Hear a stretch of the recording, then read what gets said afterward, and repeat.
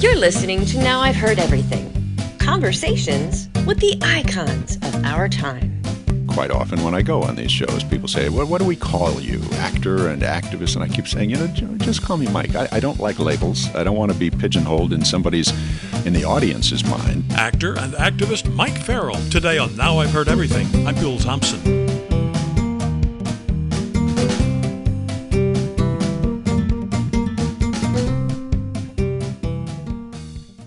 Well, some people become actors. Some people become activists. And some, like Mike Farrell, become both. As a young boy growing up in Hollywood, where his father worked as a carpenter at a movie studio, Farrell was drawn to entertainment at an early age. But his home life also ignited a passionate empathy, which became a hallmark of his life. After years of small or supporting roles on television or in movies, Mike Farrell hit the jackpot when he joined the cast of the hit CBS show MASH in 1975.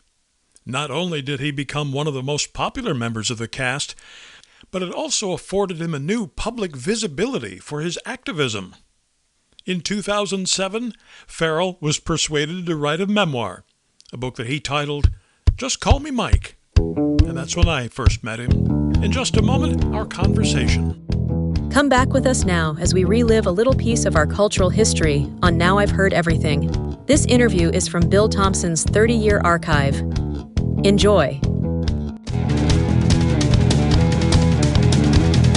So here now, from 2007, Mike Farrell. Is this a book you had to be kind of nudged into writing? Yes. Robert Greenwald is a pal of mine, and he's one of the partners in RDV Books and have been working with Johnny at Akashic Books. And he said a number of times we wanted to do a book, and I just sort of shrugged it off and said, somebody else, not me. And a number of times he came to me. And I said, Robert, what would I write a book about? And he said, you're an activist, write about activism. And I thought, well, let me think about that. And I finally thought I don't know how to write a how-to book, nor would I want to, nor would I know anybody who'd want to read a how-to book about activism. But I began to think about the fact that if you wrote a book about a person who, through a series of circumstances, developed two tracks in his life. One was social and political activism, and one was a motion picture and television career. And the two merged in a very strange way, then perhaps there was a way to write a book about activism as well as other things that might interest people. Well, that's not to say you were uncomfortable writing your own story, were you?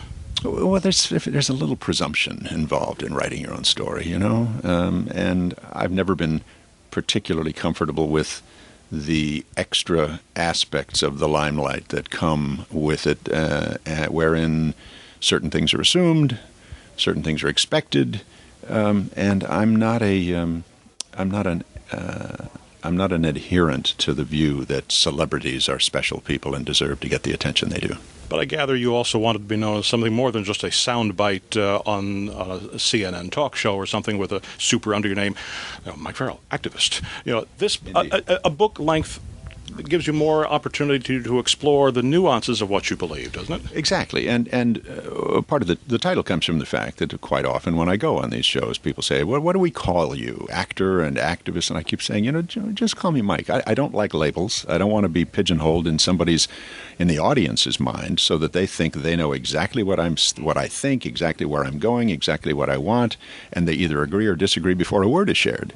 I'd just as soon be starting with the fact that it's you and me and we're talking, and then let's let people hear and learn or not learn and agree or disagree. I have to confess, one of the only things that surprised me in your book was how long it took you as a child to realize show business would be your future.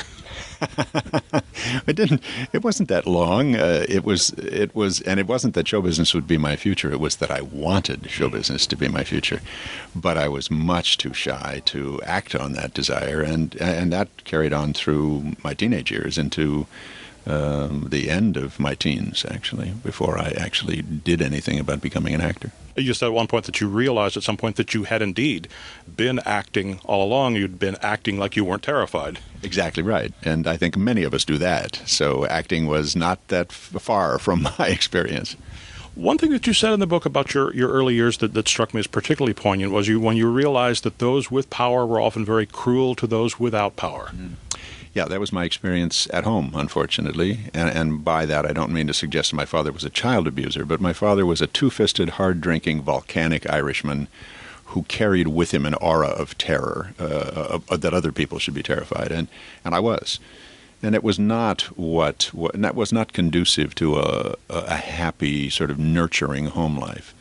And it's that aspect, that imbalance in the power ratio was something that I really didn't understand intellectually. I just knew there was something terribly wrong and that it was probably me and I needed to figure out a way to fix it and strive as I could until in later years when I got very lucky and met some people who helped steer me back on track, did I understand that my rage was about powerful people abusing their power over those who have less power. It's a very interesting journey you make from youth to teenager. You lost your father. You were 17. You joined the Marines.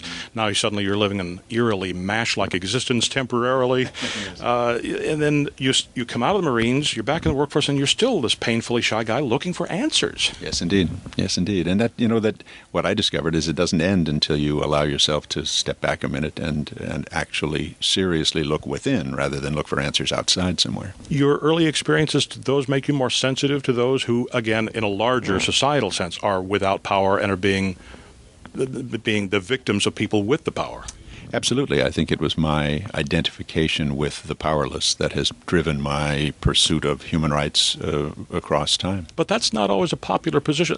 Aren't there people in Hollywood who would rather that you just did your part in your show, took the applause, cashed your check, and went home and kept your mouth shut? Oh, indeed. Indeed. There are those who would rather actors never said anything other than what was written for them and think actors don't have the capacity to say anything other than what is written for them.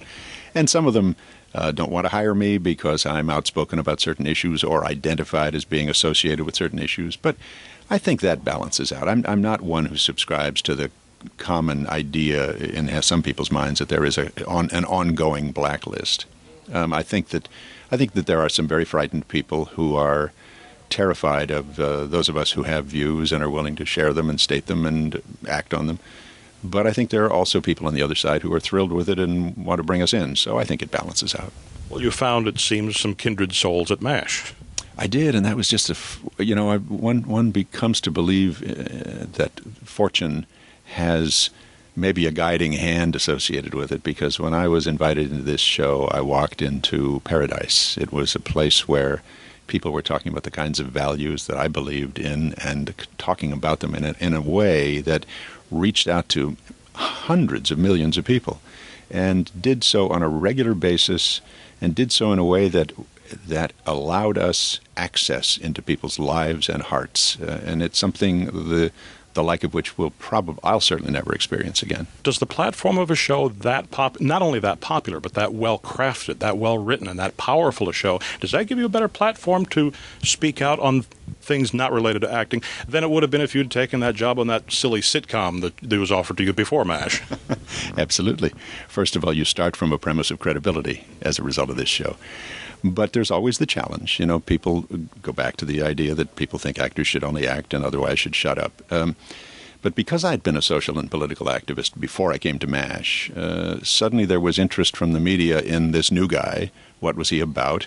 And they had some idea, I guess, from some of the things that I'd done and written and said, and they began to be fascinated by that. So their attention to me on that level generated interest on the parts of some other people to come to me and say, you know what, maybe your interests could segue with ours to the point that we could be helpful to each other. Well, I wanted to touch briefly on, because your book is not all about you and your career. It is about the issues. It is about the things facing America right now. What is our biggest challenge right now as you see it? Well, it's tough to name a biggest challenge. We have an administration that's run amok, in my view, done exactly what I'm talking about in terms of abusing power over the powerless, both in this country and outside it. We have a country that, in my view, is still suffering from sort of national post-traumatic stress disorder as a result of the 9/11 attack. And therefore they are subject to the kind of fear-mongering that is being played by many self-serving politicians.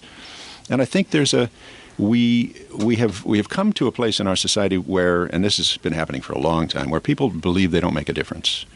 And that, coupled with what I call the invisible people in our society, creates a disempowerment of the whole concept of democracy. And I think we need to wake people up. We need to find a way to encourage them to accept their own responsibility, accept their own power, and accept their own responsibility, and in so doing, take power back, the power that's supposed to be, Jefferson talked about the power of democracy being an informed and an involved electorate.